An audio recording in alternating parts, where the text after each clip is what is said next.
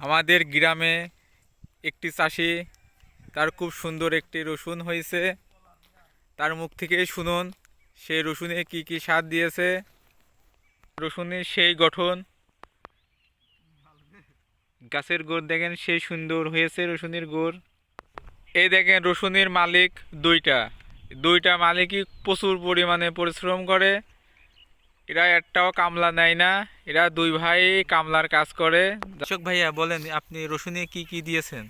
সারের কথা গোপন রাখার নির্দেশ হয়েছে, তবে আর ইউরিয়া দেওয়া হয়েছে। আর স্প্রে কি কি করা হয়? স্প্রে করেছিলাম ওই স্কোর ওষুধ আর আর জাবের পাতা দিয়ে। জাবা আর স্কোর, হুম। আর অন্য কিছু দেন নাই? না না না। তাই এত সুন্দর রসুন হয়েছে। হুম। এরপরে আর কি কি দিয়া, এরপর আর কি কি দেবেন? 10টা গরুজিন 10টা। যেটা হার দেবো একটা। কি রকম ফলন হবে? দেখা যাক আল্লাহ কিরকম দেয়। গাছ তো আপনার খুব সুন্দর গাছ হয়েছে,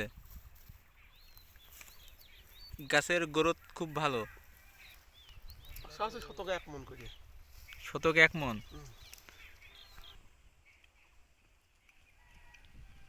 কি